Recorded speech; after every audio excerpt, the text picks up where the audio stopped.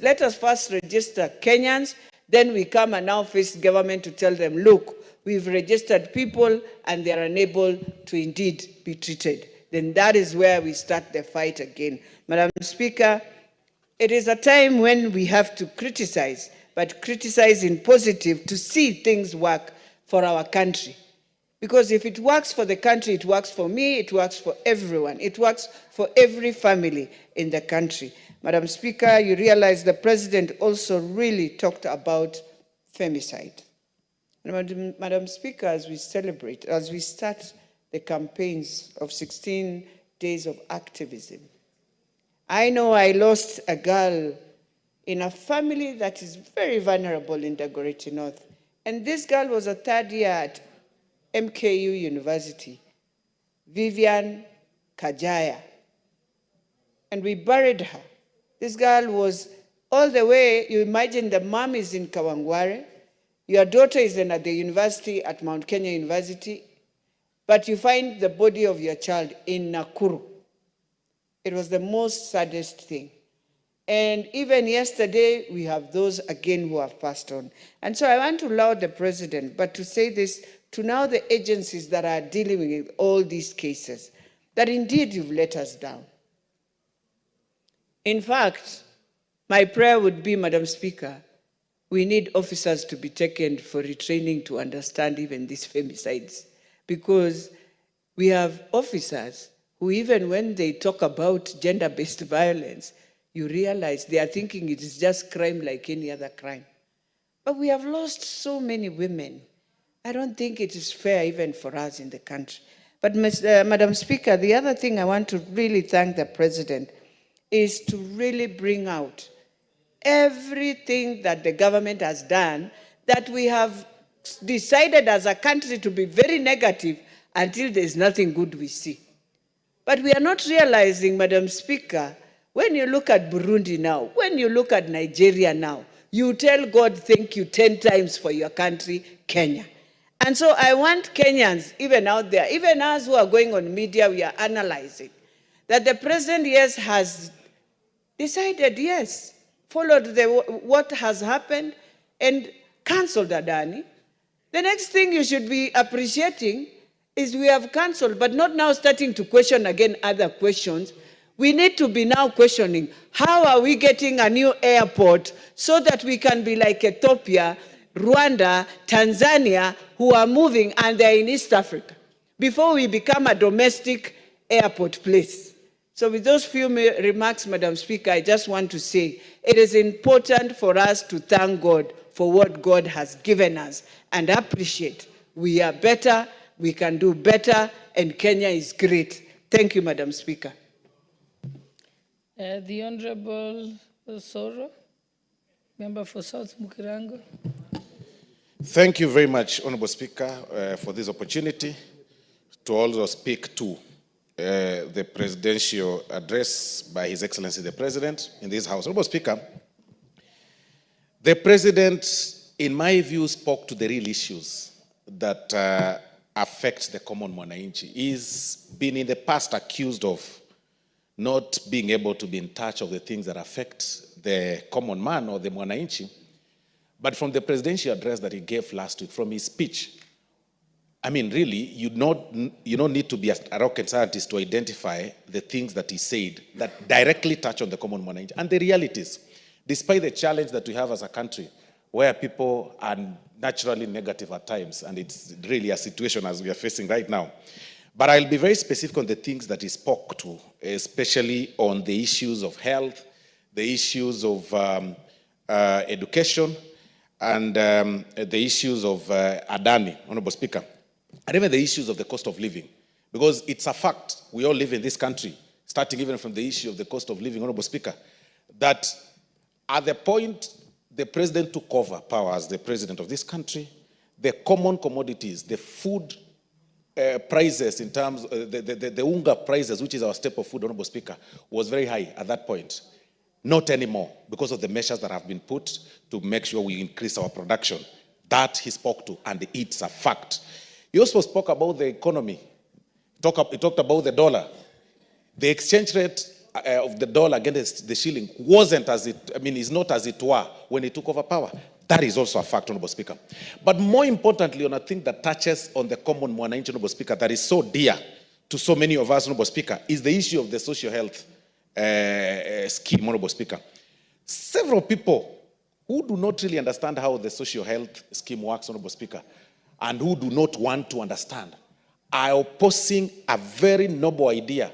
A very noble idea. Because on one point, you want leaders that you elect to bring change. I have never understood. But on the other point, when they bring change, you also raise questions and say we need to go back to the status quo. You complain that NHIF is not working. It hasn't been working. People are making unscrupulous claims. And that is on one part.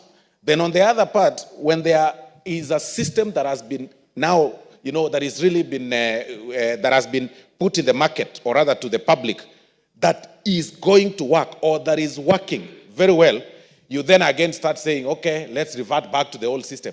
Really, then why do you elect leaders? Because you've got to elect leaders for change. And you admit the ideas, because you can't be complaining without offering a solution. Honorable Speaker, I want to quote a message, and I want to read this message that I received yesterday from my constituent about the social health system. Honorable Speaker, I read this message from one constituent. It told me, good evening, Mheshimiwa. I wish I could get opportunity to thank His Excellency the President, but through you, the message is home. I'm from South Mogrango, Tabaka Ward, and a beneficiary of SHA. SHA has footed my dad's surgery hospital bill of 151K without paying a shilling. Honorable Speaker, these are people who are sending us messages when they had challenges to invite us for medical fundraisers. This is transformation. This is something that all of us should be celebrating, Honorable Speaker. And the President spoke in huge language, Honorable Speaker, encouraging members to also tell the members of public to register in large numbers, Honorable Speaker, because this is now what we call the universal health coverage system, Honorable Speaker, and it's really working, Honorable Speaker. So on this one, he spoke to the real issues. Then he spoke again to the issues that are bedeviling this country, the issue of femicides, the issue of the gender-based violence, where one wakes up one morning and decides to make his wife or girlfriend or a woman a punching bag, besides even killing them. Some of them torture them. And it's really shocking.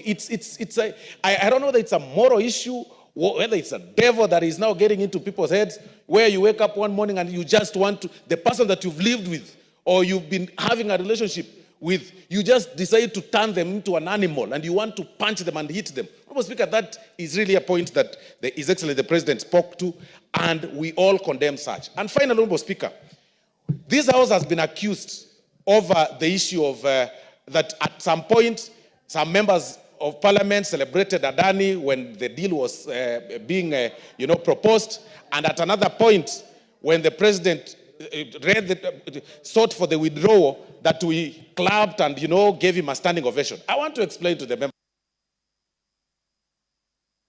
1 minute, you finish the sentence. I want to explain to the members of the public that it is indeed true.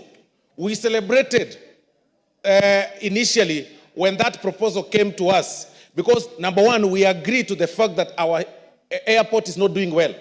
We agree that it's not looking very well. We do not want to borrow loans to make it.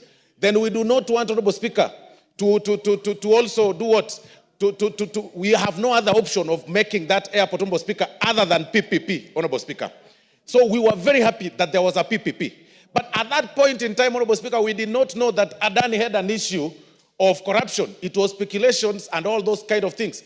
Up until that morning, when the when America found him culpable of some corruption matters, Honorable Speaker, and as people, are patriotic Kenyans, we were happy that now, because we are fighting corruption, that is why the members of Parliament gave him a standing ovation, because he is fighting, he doesn't. Thank you. The Honorable Member for Mandera South.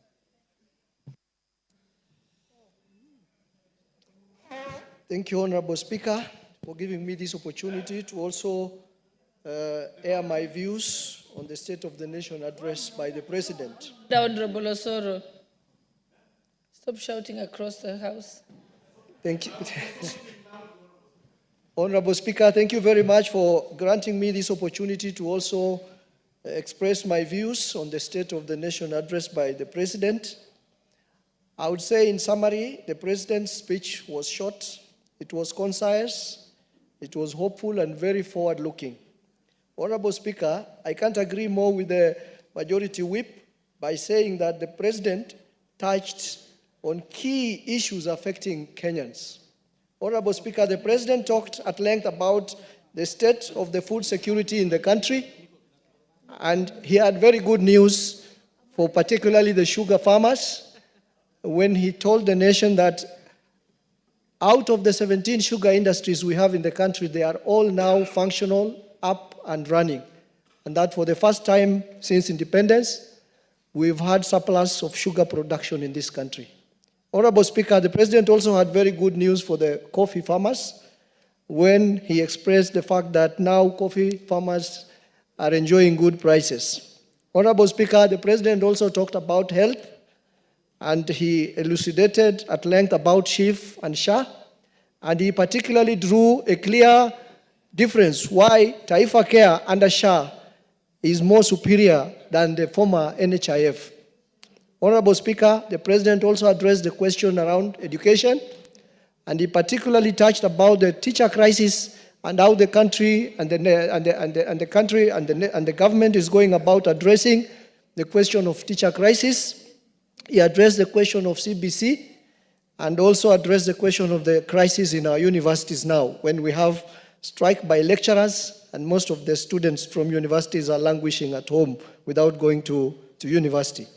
The President also addressed and condemned the question around disappearances and illegal arrests, and he termed it as a threat to life to Kenyans. The President also talked about wastage and corruption, and you can remember we had a standing ovation for the President when he particularly talked about the Adani deals and the fact that the JKI expansion work and the Ketraco power line expansions were both suspended or cancelled. Honorable Speaker, two things that I wish the President had addressed in his speech, which he did not. When the President talked about food security, and he really had good news for the sugar farmers and the coffee farmers, I wish the President also addressed about the state of the livestock farmers in this country. Livestock industry is an industry which is supporting about 10 million Kenyans in 14 ASAL counties. It contributes 12% to the GDP, and it contributes to 50% of the agriculture labor force. It is an industry which is affected by droughts and conflicts, and I wish the President addressed the state of the livestock industry in relation to the food security component that he addressed in his, and perhaps going forward, whenever we address the question on food security and agriculture, I think we should always make effort to address the question of livestock component of the agriculture sector. Honorable Speaker, I also wish when the President talked about enforced disappearances, the impression was that those people who've disappeared are only those ones who are missing after the demonstrations. In parts of Northeastern, there are people who have been disappearing under enforced disappearance and extrajudicial killings. In my constituency, for example, I have 3 of Kenyans who are missing since the last 6 months. Hassan Mali of ID number 26881584. Adan Mali of ID number 35332269. Abdi Ali Abdullahi of ID number 23490434 are all my constituents who have been missing since the last 6 months. And I wish the President addressed the question of disappearances in Northeastern, not just the enforced disappearance after the demonstrations in this country. Thank you, Honorable Speaker, for the opportunity. Thank you. The Honorable Member for Narok, Honorable Tonke. Thank you, Madam Speaker, for giving me this opportunity to contribute to the Honorable His Excellency the President's speech. Madam Speaker, the speech of the President was very good, and we are very happy because as Kenyans, most of the issues that are facing Kenyans were addressed. Madam Speaker, when you look at the issue of gender-based violence, and you remember, Madam Speaker, you are one of the leaders who visited the president the previous day before he came to address the nation. Madam Speaker, the issue of gender-based violence is on the rise, and every day we wake up to killing of women by men. And Madam Speaker, it's unfortunate that those people who are killing us are the people that we expect to give us leisure, and even us to contribute to leisure to them, and that they enjoy the company of women. But it's unfortunate, Madam Speaker, that women are dying in the hands of the men that the women have entrusted to their lives. But Madam Speaker, the president committed, even on the previous day, that they're going to address this issue, and he addressed it that, Madam Speaker, as we requested him, that he should give women the gender-based desk should be taken to the hospital so that women can be addressed there.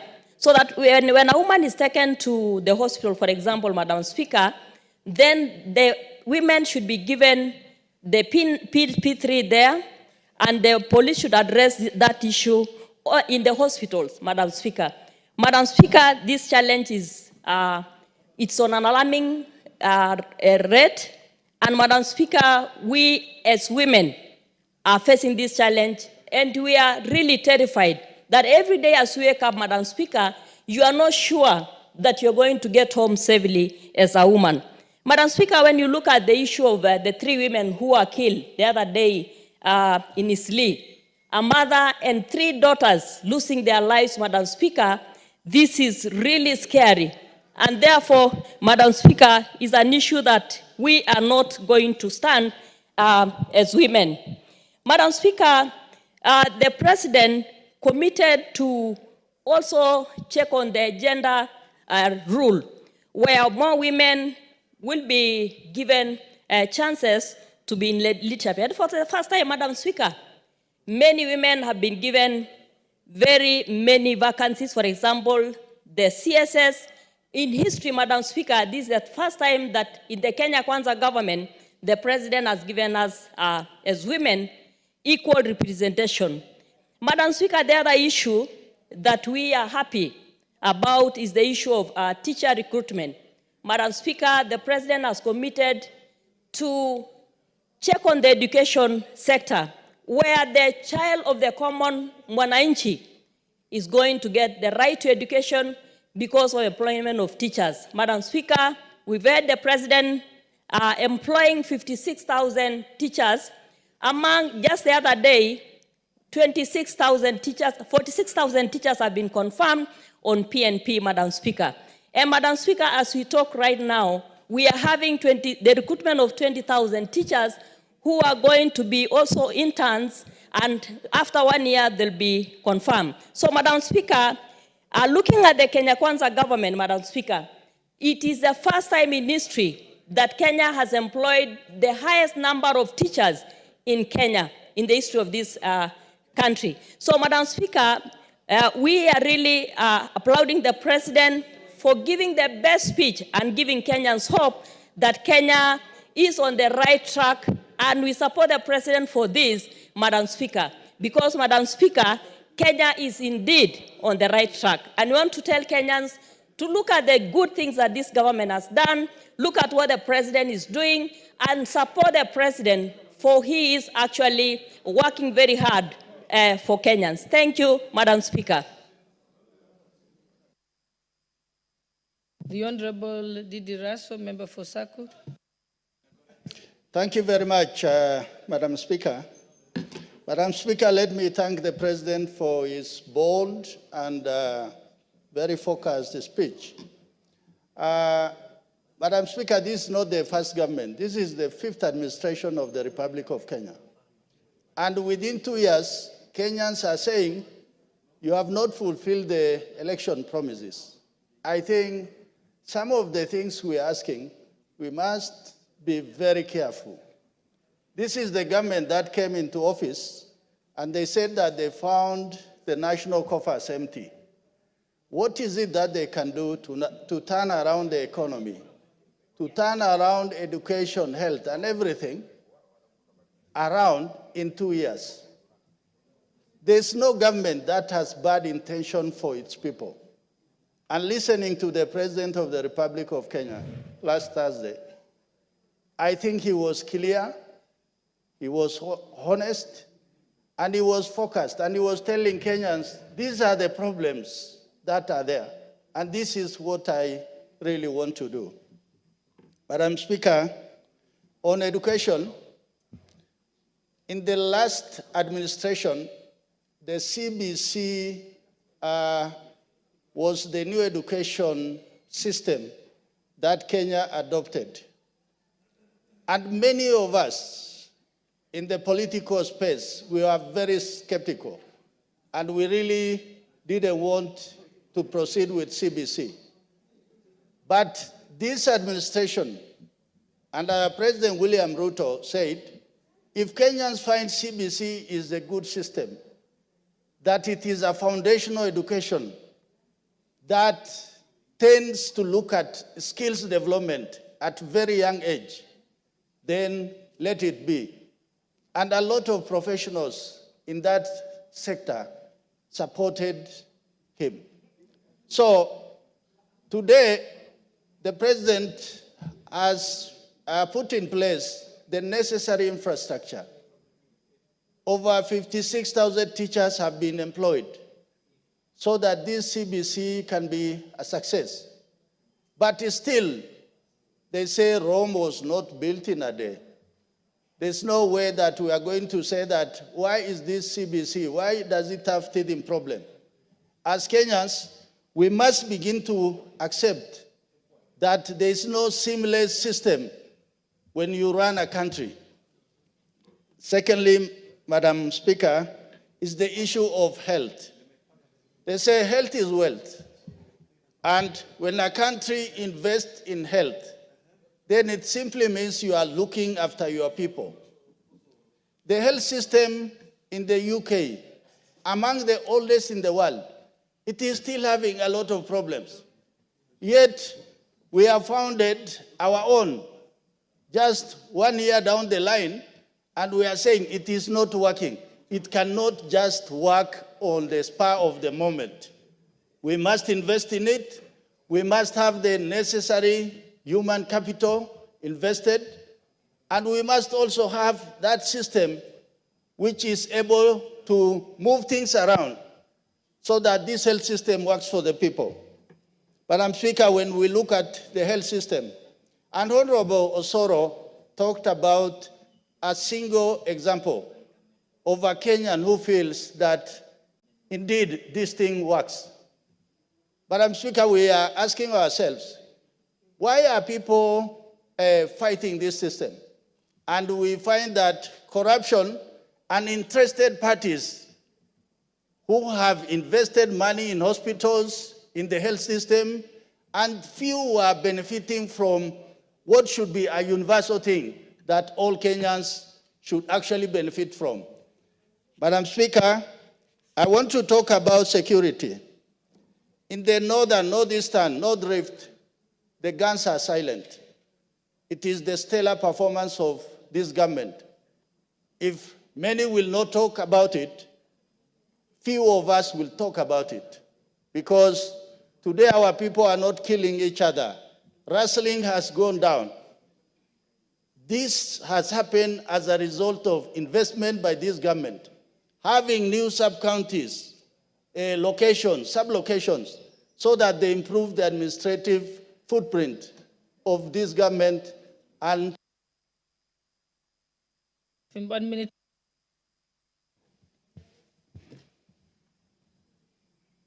Proceed. Madam Speaker, I really want to thank the President for the sub-county of Irret that belongs to the people of the Dasanaj. The few among the many minorities in this country who live on the border of Kenya and Ethiopia along the shores of River Omo and Lake Turkana, they have been given a sub-county. This is how focused, how this government looks at the faith and how minorities must be brought into the center of governance. Madam Speaker, with those few remarks, I thank you. Thank you. The Honorable Member for Sirisia. I know you had stayed quite late yesterday. Thank you very much, Honorable Speaker, for giving me a chance also to contribute on this state of the nation that was presented by His Excellency the President. The President, Honorable Speaker, spoke and touched to very many issues that affect the country, Honorable Speaker. Many people, many Kenyans, Honorable Speaker, had not understood our president, but they are now coming to understand him. The president touched on employment of the young people in this country, Honorable Speaker, which is going on. Last month, or I don't know, this month we saw our people doing interviews to go to the Aspra to work, and many of them have been recruited. And he used to say that, but people were not sure. No Kenyans to believe is another problem. Madam Speaker, this government is working under the leadership of President William Ruto. And what we should do as Kenyans, Honorable Speaker, is to support our president. He's trying. He took over the country when the economy had gone down. With the loans, Kenya had reached the ceiling. But, Honorable Speaker, the country is paying debt and is making sure that every sector, every department, every ministry, civil servants are getting salary, which is really working very hard to make sure that everything is on. And is a president who is hands-on on his job. Honorable Speaker, Kenyans were shocked have been shocked for two occasions. First, when the Gen Z came, they wanted the president to sack all his cabinet, which he did. The president listens to the citizens, to the people of Kenya. Honorable Speaker, the finance bill, when we struggled in this House, Honorable Speaker, to make sure that it passes. And when we reached State House, the president said, no, I'm not ascending on it because Kenyan people does not like it. The attorney issue on that day in this House, Honorable Speaker, all of us were shocked. And this issue of members of parliament, the Honorable Speaker, clapping like school children, even me, I don't like it. We are honorable members. When, be it the president or who, pass something or reject, as members, there is a way of clapping, but not standing up and just misbehave like children, like school kids. Honorable Speaker, we are not supposed to. We are supposed to listen. Point of order, Honorable Passaris. Madam Speaker, I think I would like the member to withdraw misbehave like school children. Our school children do not behave badly. It is too generalized and too stereotyping. I want to say that when youth behave badly, we cannot even brand all the youth as bad behavior. It's just a select few that behave badly. And to say that they're behaving as school children, I think it's an insult to all the children that we have in this nation. Thank you. Your point of order, Honorable Mboko. Yeah, thank you, Honorable Speaker. The House is a house of respect and honor, and it's the Argos House. The tradition, Honorable Speaker, of rising up in the event a speaker has touched the souls of people, has spoken on something that is touchy, is exciting and overwhelmingly magnanimous for the country or that particular group, is allowed. Honorable Speaker, the members of Parliament are being misstrued for having risen up. That was very well in order. That's what's called a standing ovation. And I think the Honorable Member is not really in order to look at members of Parliament to have behaved badly in any way. Standing ovations as respected moments of a great speaker when he's delivering his message. Thank you, Honorable Speaker. Honorable Member for Sirisia, I think you have to withdraw.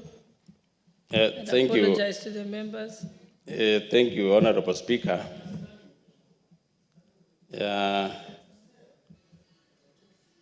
It is us. I know it is a house of... No, I've just asked you to, are you withdrawing or declining to withdraw?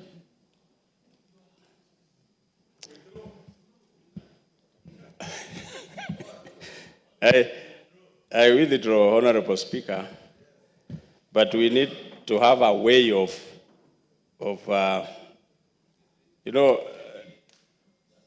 let me leave it like that, Honorable Speaker. I've withdrawn And your time is running out. apologize to the members. Honorable Speaker, the president, when he took over this country, he made sure that teachers are employed.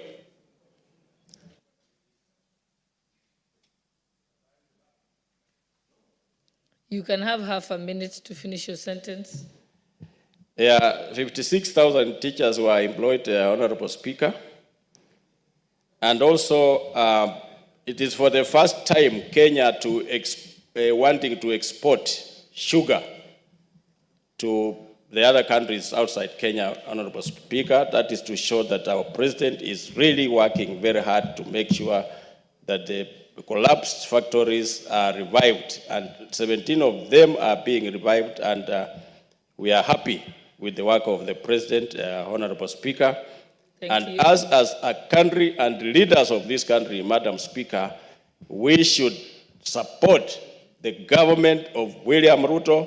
We should support William Ruto as our president so that he continues building this country. Madam Speaker, You have finished your minute. Thank you. The Honorable Member for Dagoretti South, Honorable John Waweru. Honorable Speaker, I thank you. And I need to make my contribution for the speech that was made by the President, the State of the Nation address. And to my mind, this was a very well-prepared speech and very well delivered. Madam Speaker, if this speech would be captured in one statement, it would be the analogy that the President used. The President, he himself said he is a farmer. And he said to us that if you're a farmer and you plant a seed, it would be very foolhardy of anybody to keep digging up the seed to see if it is germinating. Madam Speaker, if the Constitution of Kenya is a seed that we planted as a people, and we are here waiting to harvest the aspirations that we have espoused there as a people, if the Kenya Kwanza plan, the bottom-up economic transformation agenda, and all the other Marshall plans that are out there are a seed that have been planted, Madam Speaker, then it is upon us as farmers to be able to cultivate on these seeds, to prune them, to take care of them, and even to get to that garden and check if we are seeing progress. Madam Speaker, if the bottom-up economic transformation agenda was a seed that was planted, we should be checking 2 years later, are we harvesting anything? And Madam Speaker, from the President's speech, it is clear that there are parameters that are telling us that we are in the right direction, Madam Speaker. We are on a direction of recovery. The President enumerated some of the successes that we are all seeing, Madam Speaker, that if it is the price of fuel, Madam Speaker, it has been consistently been going down month by month. If it is the cost of living, the price of unga is not where it was in 2022. And the president told us that if we were to put it in a word, it would be what the Swahili said, that ukiona vielea, ujue vimeundwa. That it took a change of policy, shifting from subsidizing consumption to subsidizing production. And that is what has led to the reduction of the cost of living, especially the cost of basic goods like unga. Madam Speaker, the inflation in this country, from a high of 9% to now to a low of 2.6%. The last time we were at an inflation rate lower than 3% is more than 17 years ago, Madam Speaker. So the point I'm making here is that yes, there are plans that have been put out there. Yes, there has been implementation going out. And yes, there has been results, Madam Speaker. Madam Speaker, from the speech, the president is telling us that the situation is not business as usual. The situation calls for agility. It is calling for innovation. It is also calling for responsiveness, Madam Speaker. And that is why the president says that he is listening. And this House is also listening. And leaders are now being forced to listen, Madam Speaker, to hear what it is that the people are saying. Even as we become agile, Madam Speaker, as we become innovative, even as we become responsive, we also have to place responsibility where it has to be placed. Madam Speaker, it was in the president's speech that he spoke about the plans in the sector that the committee that I chair superintends on, the sector of the ICT and the digital economy. The president talked about rolling out 100 kilometers of fiber, about the Wi-Fi hotspots, about the digitization of government services, and even about the institution of digital innovation hubs, Madam Speaker. And for this to happen, Madam Speaker, it will not be just the work of the executive. It will take the cabinet to move on with him. The members of parliament have to also take their role, Madam Speaker, especially in the installation of digital innovation hubs, Madam Speaker. Madam Speaker, even the ministries themselves, the agencies, will have to be way more agile. They will have to do that which the president is calling for us to do, to be innovative in the approach, to be responsive, Madam Speaker, so that we take this farm that we call Kenya as farmers, as the president drew that picture, and see that we have planted a seed that we all must take care of, that we all must prune if we shall harvest the fruits that are espoused in the national anthem that say plenty be found within our borders. Madam Speaker, it was a great speech. It is for us to now implement it. Thank you very much. The Honorable Janet Sitiene, member for Turbo.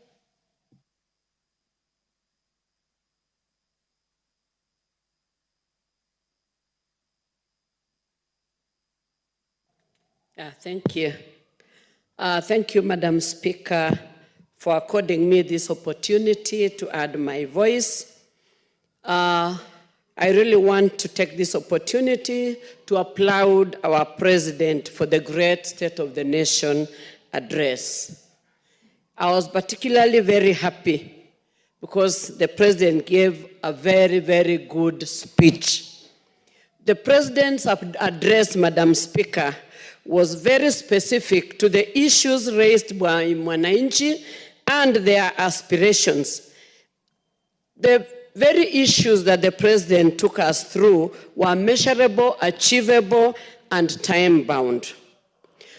The President, Madam Speaker, started by recognizing the issues raised by Mwananchi or the people of Kenya, which was a very good indicator that the President is alive to the issues bedeviling our nation. And that really made me very happy about our President. It also indicated or showed us that our President is a listening President. That is why he started by mentioning the issues bedeviling our people. He went ahead to give the progress and what plans he had to take this country forward. And Madam Speaker, I'm really happy that the progress he gave through affordable housing there is enhanced food security in this country. And that is why, Madam Speaker, you may realize that for a while there has not been indication of need for food relief or distribution of food relief in this country because of affordable fertilizer and the favorable weather that the Lord blessed us with. So there was enhanced food security. Madam Speaker, the President also mentioned something that really excited me about improvement in the sugar sector. And he mentioned that we are already self-sufficient in terms of sugar production.